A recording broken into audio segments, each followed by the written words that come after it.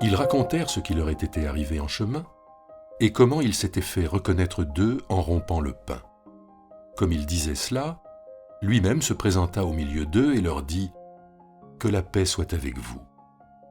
Saisis de frayeur et de crainte, ils pensaient voir un esprit. Mais il leur dit « Pourquoi êtes-vous troublés ? Pourquoi des doutes vous viennent-ils ? Regardez mes mains et mes pieds, c'est bien moi. Palpez-moi et regardez. Un esprit n'a ni chair ni os, comme vous voyez que j'en ai. » Et en disant cela, il leur montra ses mains et ses pieds. Comme dans leur joie, ils ne croyaient pas encore et qu'ils s'étonnaient, il leur dit « Avez-vous ici quelque chose à manger ?» Ils lui présentèrent un morceau de poisson grillé. Il le prit et le mangea devant eux. Puis il leur dit « C'est là ce que je vous disais lorsque j'étais encore avec vous. Il fallait que s'accomplisse tout ce qui est écrit à mon sujet dans la loi de Moïse, dans les prophètes et dans les psaumes. » Alors il leur ouvrit l'intelligence pour comprendre les Écritures. Et il leur dit « Ainsi, il est écrit que le Christ souffrirait et qu'il se relèverait d'entre les morts le 3e jour, et que le changement radical, pour le pardon des péchés, serait proclamé en son nom à toutes les nations, à commencer par Jérusalem. Vous en êtes témoins. » Le premier verset de notre passage est le dernier verset du récit d'Emmaüs.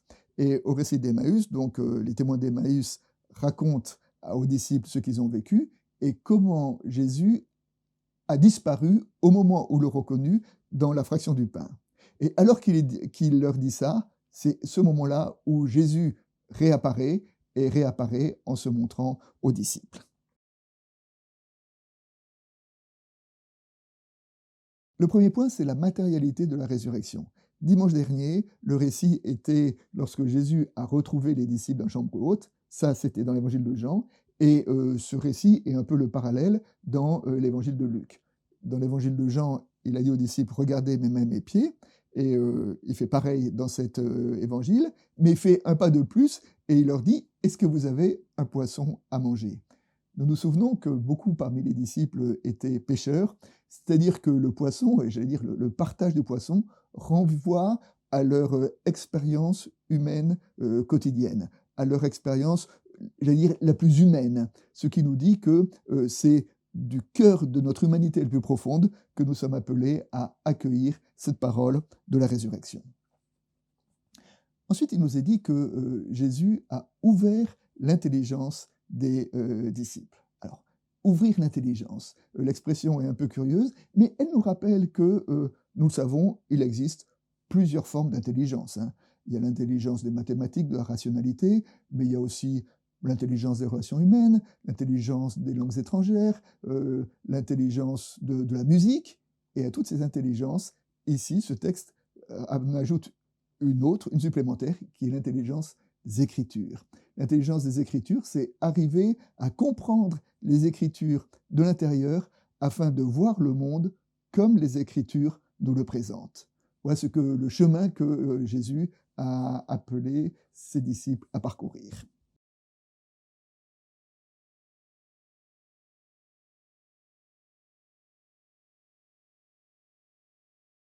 Le texte nous dit que Jésus a expliqué à ses disciples tout ce qui le concernait dans la Torah, dans les prophètes et dans les psaumes. Alors, on avait trouvé le même événement dans le récit des pèlerins d'Emmaüs, où Jésus leur a ouvert les Écritures, et évidemment, on aurait aimé que Luc nous en dise un peu plus, et de nous dire quels sont les textes bibliques que Jésus a partagés avec ses disciples pour leur expliquer ce qui le concernait dans l'Ancien Testament. Alors, les pères de l'Église ont fait ce qu'on appelait une lecture typologique de l'Ancien Testament, c'est qu'ils ont repéré un certain nombre de récits qu'ils ont relus à l'image de Christ. Alors, par exemple, le thème de l'Exode, le thème du sacrifice d'Isaac, le thème d'un certain nombre de psaumes, qui étaient une sorte de préfiguration du Christ. Mais il me semble que nous pouvons aussi l'entendre de façon plus générale, en disant que le grand thème qui parcourt le Premier Testament, ce thème de l'Alliance, c'est Dieu qui rentre dans notre monde pour venir se révéler à travers un peuple, à travers notre humanité. Eh bien, ce chemin, ce parcours de l'Alliance, d'une certaine façon, nous pouvons considérer qu'il trouve un accomplissement avec la venue du Christ parmi nous, qui est rentré dans le monde jusqu'à en mourir sur une croix. Et qu'en cela, ça ne fait peut-être pas référence à un texte particulier, mais à tout un mouvement de la rentrée de Dieu dans notre monde et qui trouve son accomplissement dans les évangiles.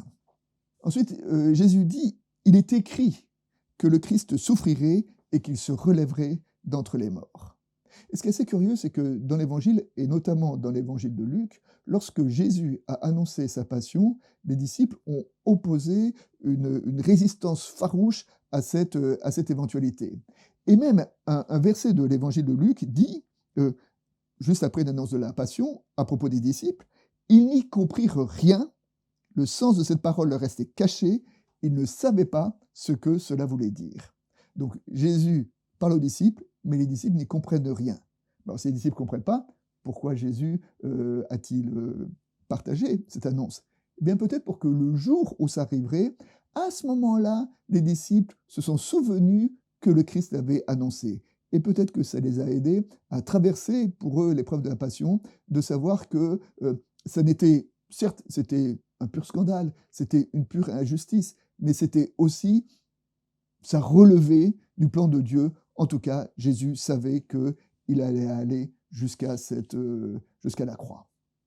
Ensuite, Jésus envoie ses disciples en leur donnant mission d'annoncer le changement radical pour le pardon des péchés. Alors, le pardon des péchés, nous avons vu particulièrement la semaine dernière tout ce que cela représentait. Et là, peut-être, je voudrais m'arrêter un tout petit peu sur ce thème de changement radical, que dans d'autres traductions qu'on évoque, qu'on traduit par conversion, par repentance, et qui, dans le Premier Testament, le verbe qu'il évoque, c'est le verbe chouv, ce qu'on appelle ça la teshuva. La teshuva, c'est le retour vers Dieu. Hein.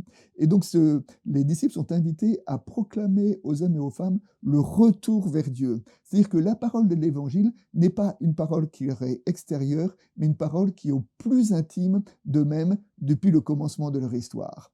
C'est ce que dit Paul dans l'Épître aux Galates, lorsqu'il évoque le jour où le Christ s'est révélé à lui. Il dit « Celui qui m'avait mis à part dès le ventre de ma mère lorsqu'il a cru bon de se révéler à moi ». C'est-à-dire que Paul a entendu que le Christ était avec lui depuis le ventre de sa mère, donc depuis le tout commencement de son histoire, et que la démarche de foi n'est pas donc l'adhésion à une vérité qui nous est extérieure, mais essayer de retrouver enfin cette harmonie avec ce qu'il y a de plus vrai et de plus profond en nous-mêmes.